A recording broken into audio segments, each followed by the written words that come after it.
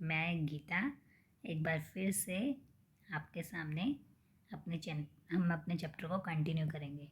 Last video में हमने basic किया था, like what is matter and state of matter. 3 different state of matter is solid, liquid and gas. उसके बाद हमने किया था classification of matter, like matter is classified in mixture and pure substance, and mixture is classified in homogeneous and heterogeneous mixture, and pure substance is classified in elements and compounds. इसके बाद हम यहाँ से कंटिन्यू करेंगे क्योंकि last video में हमने यहाँ तक कंप्लीट कर लिया था। किसी भी स्टूडेंट्स को अगर डिटेल में देखना है तो वो लास्ट वीडियो में प्लीज़ जाके ज़रूर देखें। यहाँ से हमने पढ़ा था like measurement of physical property. अब लाइक कोई भी फिजिकल प्रॉपर्टी है, लाइक लेंथ है, एरिया है, वॉल्यूम है, जितनी भी प्रॉपर्टीज़ होती हैं इनको हम मेज़र करने के लिए कुछ यूनिट का यूज़ करते हैं कि लाइक हमें सो डैट कि हम डिफ्रेंशिएट कर सकें। लाइक लेंथ है, अगर तुम्हें लेंथ को मेज़र करना है तो लेंथ की यूनिट हम करते हैं मीटर में, सेंटीमीटर में, डेसीमीटर में। एरिया को करते हैं हम मीटर स्क्वेयर में, है ना। लेकिन जब कुछ एक्सपेरिमेंट्स हो रहे थे, जिस टाइम पे साइंटिस्ट एक्सपेरिमेंट कर रहे थे, तो जब ये सिस्टम नहीं था इंटरनेशनल सिस्टम ऑफ यूनिट वाला, तो क्या होता था कि जैसे लाइक इंडिया में कोई एक्सपेरिमेंट हो रहा है और कुछ एक्सपेरिमेंट बाहर हो रहे हैं, तो उनके जो रिज़ल्ट होते थे ना वो अलग अलग आते थे क्योंकि उनकी यूनिट सेम नहीं होती थी। सो डैट फिर साइंटिस्ट को लगा कि नहीं, ये तो चीज़ ठीक नहीं है। अगर किसी चीज़ पे एक्सपेरिमेंट हो रहा है, अगर सेम हम चीज़ यूज़ कर रहे हैं और उसके रिज़ल्ट को अगर हम कंपेयर करें तो सेम आना चाहिए। सो एक स्टैंडर्ड यूनिट होनी चाहिए। इंटरनेशनल सिस्टम ऑफ यूनिट आया उसके बाद। तो इनका जो बेस था, इस SI यूनिट का जो बेस था वो 7 बेसिक फिजिकल क्वांटिटी थी। लाइक लेंथ को उन्होंने SI यूनिट लेंथ की मीटर दी, वैसे हम लेंथ को डेसीमीटर, सेंटीमीटर, किलोमीटर सब में मेज़र करते हैं, बट जो इसकी SI यूनिट है वो हमने मीटर मेज़र की। मास को किलोग्राम में, टाइम को सेकंड में, एंड इलेक्ट्रिक करंट को एम्पियर में मेज़र किया। टेम्परेचर को, लाइक टेम्परेचर है, टेम्परेचर को आपको पता है कि हम डिग्री सेल्सियस में भी मेज़र करते हैं, फ़ारेनहाइट में भी करते हैं, एंड केल्विन में भी करते हैं। सो जो टेम्परेचर है उसको हमने केल्विन में मेज़र किया, एंड ल्यूमिनस इंटेंसिटी को मोल कैंडेला में मेज़र किया। सो ये हम देखते हैं, ये इनकी डेफिनेशन दे रखी है, ये आप रीड आउट कर लेना, ये इतनी इंपॉर्टेंट नहीं है डेफिनेशन। नेक्स्ट, ये है यूनिट कन्वर्जन। इसमें क्या है कि लाइक यहाँ ये शो हो रहा है कि ये यूनिट जैसे कि लाइक अगर किसी ने कहा कि तुम्हें नैनोमीटर को मीटर में कन्वर्ट करना है, तो नैनो मीन्स 10⁻⁹, तो इसको मीटर में कैसे कन्वर्ट करोगे? लाइक जैसे 1 nanometre is equals to how much metre? Nano की जगह तुम 10⁻⁹ पुट कर दोगे, तो ये हो जाएगा 10⁻⁹ मीटर। ओके, ऐसे ही अगर सेंटीमीटर को मीटर में करोगे तो 1 centimetre is equals to how much metre?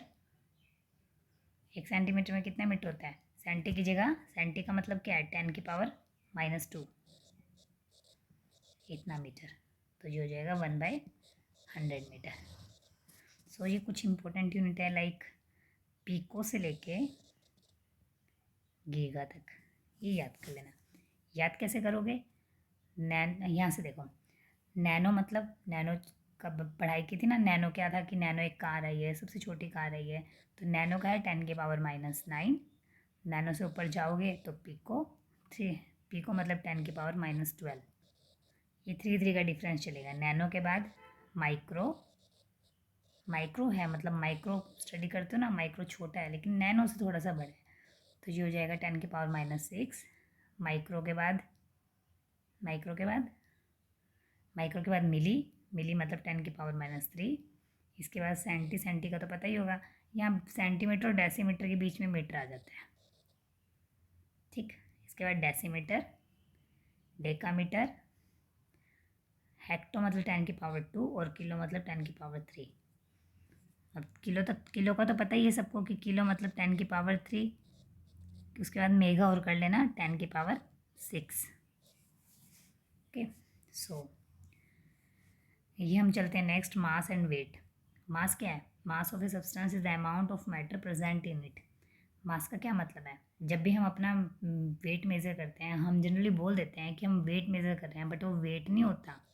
जो हम अपना मेज़र करते हैं वो मास होता है। वो मास होता है। मास कैसे होता है? सी, अगर तुम as you know weight is equals to M into G, ठीक है, ये फॉर्मूला तुमने पढ़ा है, 10th क्लास में पढ़ के आए हो। तो मास क्या होता है? मास कभी चेंज नहीं होता। मास अगर तुम अर्थ में मेजर कर रहे हो तो मास सेम रहेगा, अगर तुम मून पे जा रहे हो तो भी मास वही रहेगा, बट वेट चेंज हो जाएगा। वेट कैसे चेंज होएगा? क्योंकि अर्थ की ग्रेविटी में हम लेते हैं 9.8, वहीं अगर हम मून पे जाते हैं तो मून की ग्रेविटी की वैल्यू बहुत लो होती है, अप्रोक्स आई थिंक 1.6 के अराउंड होती है। सो वेट चेंज करेगा, वेट वेरी होगा बट मास वेरी नहीं करेगा। तो मास क्या होता है? मास सिर्फ होता है the is the amount of matter present in it, कि कितना अमाउंट, मतलब कितना वेट है उसके अंदर। While weight is the force exerted. Weight क्या होता है? वेट होता है फोर्स एक्सर्टेड, कि अर्थ कितना फोर्स एक्सर्ट कर रही है। अगर तुम मून पे जाओगे तो मून कितना फोर्स एक्सर्ट कर रहा है, तो इसलिए वेट वेरी करता है, ठीक है। The mass of a substance is constant, ये रहा, the mass of a substance is constant where as weight is vary, ठीक है। The mass of a substance can be determined accurately in the laboratory by using an analytical balance. Balance में measure कर सकते हो मास को। तो सो ऐसा unit होती है मास की, वो क्या होती है? किलोग्राम, ठीक है। And as we know 1 kilogram is equals to 1000 gram, क्योंकि बताया था मैंने किलो का मतलब क्या है? 10⁻3, तो वो पुट कर देंगे तो उतना ग्राम आ जाएगा, ठीक है। उसके बाद क्या है? Volume. Volume is the amount of space occupied by a substance. Volume क्या है? वॉल्यूम है कि कितना अमाउंट स्पेस ऑक्यूपाई किया हुआ है। लाइक ये क्यूब है, तो इस क्यूब का वॉल्यूम क्या होगा? कि इस क्यूब ने कितना स्पेस ऑक्यूपाई किया हुआ है यहाँ पे, ठीक है। तो it has a length of, इसका फॉर्मूला क्या होता है हमें पता है। जैसे मान लो क्यूब है, तो क्यूब का क्या होगा? क्यूब की अगर साइड ए है तो क्यूब का वॉल्यूम क्या होगा? ए क्यूब, ठीक है। और इसकी वॉल्यूम की जो एसआई यूनिट है वो होती है metre cube, metre cube, okay. लेकिन जनरली जब हम लेबोरेटरी में एक्सपेरिमेंट करते हैं तो वहाँ पे हम लीटर में भी चीज़ें मेज़र करते हैं, एमएल में मेज़र करते हैं। तो 1 लीटर इज इक्वल्स टू क्या होता है? 1000 ml। But litre which is not an SI unit, SI unit litre नहीं होती, एसआई यूनिट मीटर क्यूब ही होती है इसकी, ठीक है। ये चीज़ ध्यान रखना, ये इंपॉर्टेंट है। ये हो गया, and that is equals to 1000 centimetre cube. कैसे याद करोगे? 1 litre is equals to 10⁻3 centimetre cube. कोई भी एक चीज़ याद कर लेना, उससे तुम्हें दूसरी भी याद हो जाएगी, ठीक है। उसके बाद क्या है? नेक्स्ट है हमारा डेंसिटी। हाँ, ये इसने बता रखा है सम वॉल्यूम मेजरिंग डिवाइसेस। ये होते हैं लैब के अंदर जो हम यूज़ करते हैं, इसको हम बोलते हैं ब्यूरेट। ये होती है पीपेट। पीपेट होती है 10 ml की, 5 ml की, 25 ml की, मतलब ml में ही होती है सारी, ये ब्यूरेट। और ये ग्रेजुएटेड सिलेंडर, सिलेंडर के अंदर भी 100 ml तक होता है। वॉल्यूमेट्रिक फ्लास्क, ये मैक्सिमम होता है 1 लीटर का फ्लास्क जो होता है यूज़ करते हैं। तो जनरली लैब के अंदर जो यूज़ होगी ना वो सारी ml में ही यूज़ होगी, इसलिए हम लेबोरेटरी के पर्पज़ से हमें 1 लीटर को 1000 ml चेंज कर लेते हैं, ओके। नेक्स्ट है हमारी डेंसिटी। डेंसिटी क्या होती है? डेंसिटी सबको पता है कि डेंसिटी क्या होती है? मास बाय वॉल्यूम। सो मास की ऐसा यूनिट क्या होगी? किलोग्राम। वॉल्यूम की क्या होगी? Metre cube. तो डेंसिटी की क्या आएगी? किलोग्राम पर मीटर क्यूब, ठीक है। इसका मतलब क्या है कि किसी density of a substance tell us about how closely its particle are packed. If density is more it means particle are more closely packed. क्योंकि डेंसिटी क्या होगा? Mass by volume. जितना ज़्यादा वॉल्यूम होगा उतनी डेंसिटी कम होगी, क्योंकि ये इसके इन्वर्सली प्रोपोर्शनल है, ठीक है। तो वॉल्यूम मतलब जितने ज़्यादा स्पेस में उसने ऑक्यूपाई किया होगा उतनी डेंसिटी कम होगी, जितनी डेंसिटी ज़्यादा होगी उतना वॉल्यूम कम होगा। सो ये बताता है कि कितने क्लोजली पैक है पार्टिकल्स, ओके। और अगर आपको कोई भी चीज़ समझ ना आए तो आप प्लीज़ मुझे कमेंट में बताइएगा, मैं उस टॉपिक को, उस पॉइंट को दोबारा से अपनी नेक्स्ट वीडियो में ज़रूर बताऊँगी। नेक्स्ट है टेम्परेचर। टेम्परेचर की क्या होती है? टेम्परेचर की ऐसा यूनिट होती है केल्विन, ओके। टेम्परेचर की क्या पढ़ी थी अभी हमने? केल्विन। तो जो 3 मेज कॉमन यूनिट होती है scale, like degree Celsius, Fahrenheit और केल्विन, ठीक है। तो हमें पता है कि 0 डिग्री सेल्सियस, ये तो सबको पता है, किसके इक्वल होता है? 273 केल्विन के इक्वल होता है, ठीक है। और ये इंपॉर्टेंट है, जब भी हमें फ़ारेनहाइट को डिग्री सेल्सियस में चेंज करना होगा तो कैसे चेंज करेंगे, ये फॉर्मूला उसका चेंज करेंगे, Fahrenheit is equals to 9/5 degree Celsius plus 32। याद कैसे करोगे, क्योंकि इस फॉर्मूले में बहुत ज़्यादा कन्फ्यूज़न होती है और हर स्टूडेंट भूल जाते हैं, क्योंकि मैं भी अपने टाइम में भूल जाती थी। कैसे याद करोगे, सबसे पहले लिखोगे Fahrenheit is equals to, F को जैसे लिखते हैं ना ऐसे ही लगा देंगे, तो इसका मतलब क्या है, यहाँ पे 9 बनेगा समथिंग, ठीक है, ठीक 9 9। अच्छा किस में चेंज करना है, डिग्री सेल्सियस में, डिग्री सेल्सियस प्लस 9 किसके टेबल में आता है, 3 के टेबल में, ठीक है। यहाँ लगा देंगे हम 2, नीचे लगा देंगे हम 5, मतलब कुछ भी करके तुम मतलब उसको ट्रिक एज ए ट्रिक करके इसको लर्न कर लेना। 5 कैसे होगा, 3 + 2 कितना होता है 5, तो 5 इसके नीचे आ जाएगा, ठीक है। तो ये हो गया फ़ारेनहाइट को डिग्री सेल्सियस में चेंज करने का फॉर्मूला, ये केल्विन को डिग्री सेल्सियस में। हाँ ये देखो, ये क्या दे रखा है, ये तुम्हें दे रखा है, ये बता रखा है कि जो हम थर्मामीटर यूज़ करते हैं घर में टेम्परेचर मेज़र करने के लिए, वो फ़ारेनहाइट में होता है, ठीक है।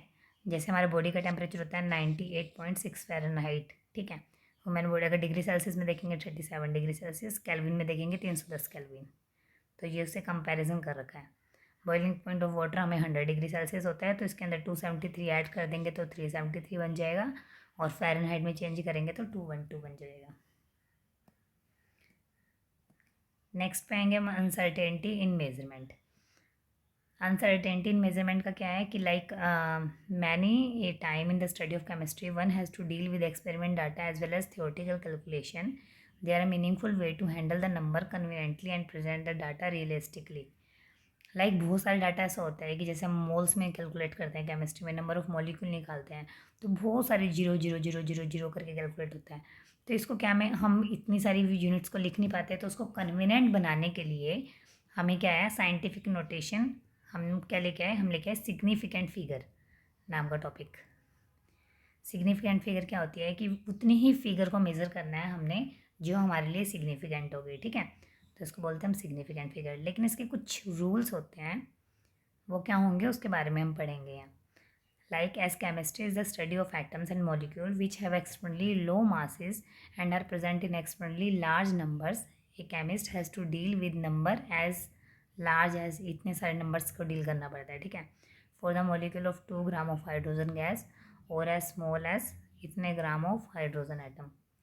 Similarly other Planck Planck constant की वैल्यू इतनी बड़ी होती है, स्पीड ऑफ लाइट क्या होती है 3 × 10⁸ समथिंग, है ना। तो इसलिए इतने सारे नंबर्स ऐसे होते हैं कि जो हम ऐसे पढ़ नहीं पाते, तो उसके लिए हम क्या लेके आए, सिग्निफिकेंट फिगर। ये multiplication and division, these two operation follow the same rule which are there for exponential number. Like अगर हम टू नंबर को मल्टीप्लाई करेंगे तो हम इन दोनों को मल्टीप्लाई करेंगे, जब भी कोई चीज़ मल्टीप्लाई में होगी तो उनकी पावर ऐड हो जाएगी अगर उनका बेस सेम है। तो इन दोनों का बेस सेम है 10, तो इनकी पावर ऐड होगी 5 + 8, तो जो हो जाएगा 10 की पावर 13, ठीक है।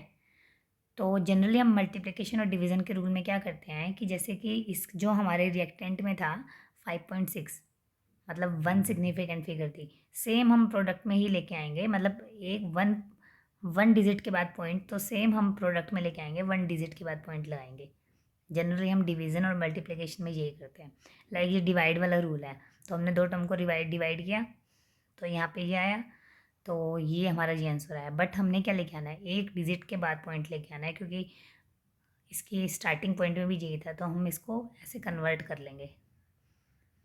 कैसे कन्वर्ट करेंगे, कन्वर्ट करना आता है, अगर हम पॉइंट को इधर शिफ्ट करेंगे तो हम यहाँ पावर रेज कर देंगे, क्योंकि जब हम पॉइंट को इधर यहाँ पे क्या करेंगे, क्योंकि जब हम पॉइंट हटाते हैं तो नीचे क्या आएगा 1 2 3 4 0 आएंगे, ठीक है। लेकिन यहाँ हम पॉइंट हटाएंगे तो कितनी ज़ीरो आएगी, 3 0 आएगी, तो जो एक ज़ीरो है वो यहाँ पावर में चली गई है। तो यहाँ है हमारे पास एडिशन और subtraction. For this two operation first the number are written in such a way that they have the same exponent, after that the coefficient are added और subtracted as the case may be, thus for adding this and this exponent is made same for both the number, we get जी। हम क्या करेंगे, मान लो इन दो को हमें add करना है, तो हम क्या करेंगे कि इनको ऐसे चेंज करेंगे कि जो इनकी पावर है वो दोनों सेम आएगी, लाइक ये, ठीक है। फिर इन दोनों को ये कॉमन ले लेंगे हम, और इन दोनों को ऐड कर देंगे, ये बन गया। तो इस तरह से कैलकुलेट कर लेंगे। अब ये कुछ रूल्स हैं जो, देखो मैं तुम्हें ना वही चीज़ ना ज़्यादा डिटेल में पढ़ाऊँगी जो इंपॉर्टेंट होगी, और जो इंपॉर्टेंट नहीं होगी उसको हम ओवरव्यू करके चलेंगे, ठीक है। लाइक ये सिग्निफिकेंट फिगर्स के कुछ रूल्स हैं। ये rule, first rule is all non zero digit are significant. Example क्या है, 285, जैसे 285 है, 325 है, 285 मैं लिख दूँ, 325, या कोई भी नंबर जो कि ज़ीरो नहीं है वो सब क्या है, सिग्निफिकेंट है। तो इसके अंदर कितनी सिग्निफिकेंट फिगर है, 3 सिग्निफिकेंट फिगर है, ठीक है। फॉर एग्जाम्पल ये है, there are 3 significant figure and 0.25 ml there are 2 significant figure. लेकिन अगर पॉइंट से पहले अगर ज़ीरो है तो हम इसको काउंट नहीं करेंगे। तो इसमें कितनी सिग्निफिकेंट फिगर है, ओनली 2 सिग्निफिकेंट फिगर। नेक्स्ट क्या है, zero preceding to first non zero digit are not significant. Zero preceding to first non zero digit are not significant. So zero indicate the position of decimal point. Thus this has one significant figure. चाहे point से इधर हो या point से उधर हो, अगर वो ज़ीरो होगी तो वो सिग्निफिकेंट नहीं होगी। तो इसमें कितना है, इसमें ओनली वन सिग्निफिकेंट फिगर। इसमें कितने हैं, 2 सिग्निफिकेंट फिगर, ये काउंट नहीं करेंगे हम। Zero between 2 non zero digit are significant. 2 non zero के बीच में अगर जीरो होगी तो वो सिग्निफिकेंट होगी, क्योंकि ये भी हमारी सिग्निफिकेंट है, ये भी, तो इनके बीच में जो भी होंगी वो सब सिग्निफिकेंट होंगी, ठीक है। जीरो एट द एंड और right of a number are significant provided they are on the right side of the decimal point.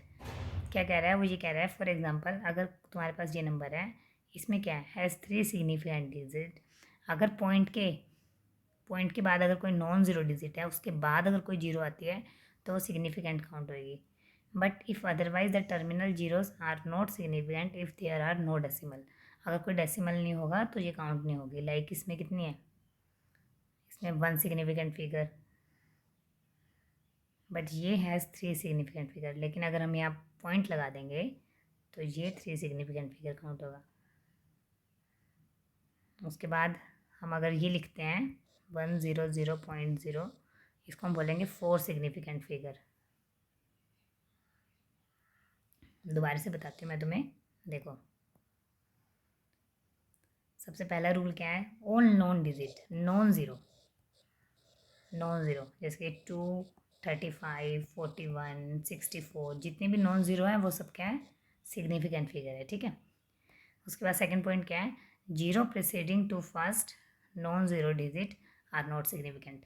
Like point से पहले अगर कोई ज़ीरो आती है या पॉइंट के बाद कोई आती है तो वो हमारे लिए सिग्निफिकेंट नहीं है, वो सिर्फ डिजिट सिग्निफिकेंट है, ठीक है।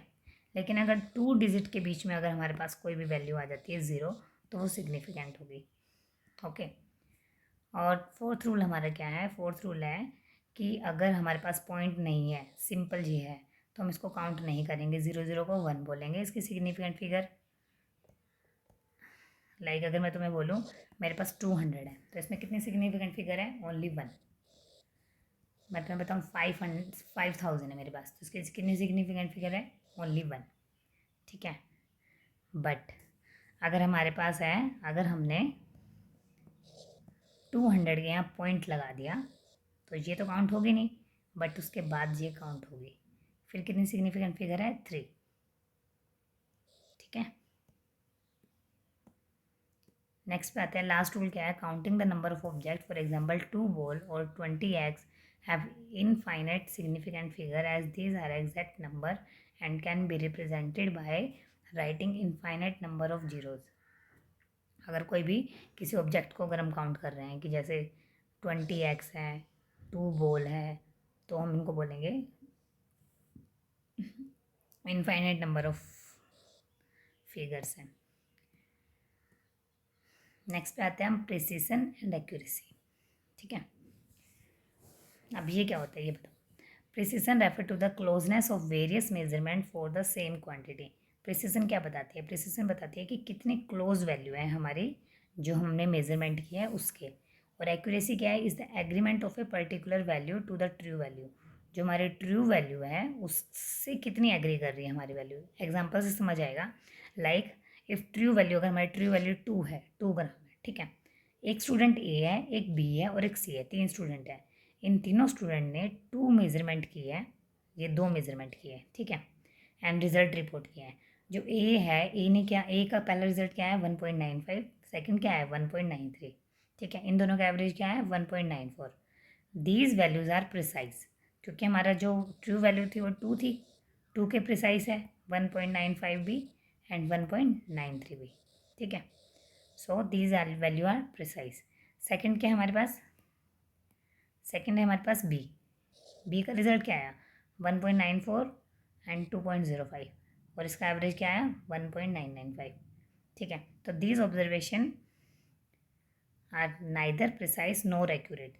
ऐसा क्यों, क्योंकि ये तो आई है प्रिसाइज, बट ये वैल्यू है ना, ये दोनों प्रिसाइज नहीं है, मतलब इन दोनों का भी प्रिसाइज होना जरूरी है। लाइक ट्रू, ट्रू वैल्यू हमारी 2 थी, ठीक है, तो 2 के क्लोज ये भी है, ये भी है, बट ये दोनों वैल्यूज़ आपस में क्लोज नहीं है, क्योंकि इनके बीच में बहुत ज़्यादा डिफरेंस आ गया है। ये कम अगर माइनस करके निकालेंगे 2.05 1.94 तो 1.11 का डिफरेंस आ जाएगा, ठीक है, इसलिए इसको प्रिसाइज नहीं बोलेंगे, ठीक है। उसके बाद जो सी है, सी रिपीट दिस मेजरमेंट, सी में क्या आया, ये आया और ये आया। This both value both precise and accurate, ये एक्यूरेट भी है क्योंकि इन दोनों का एवरेज ये आ गया, तो ये एक्यूरेट भी है और प्रिसाइज भी है, ठीक है, समझ गए। Addition and subtraction of significant figure कैसे करेंगे, अगर कोई भी पॉइंट वाली डिजिट है, the result can not have more digit to the right decimal point than either of the original number. अभी बताती हूँ मैं तुम्हें, 1 मिनट। चलो हम इसको नेक्स्ट वीडियो में कंटिन्यू करेंगे अभी, ठीक है। अभी के लिए ये वीडियो मैं क्लोज करती हूँ।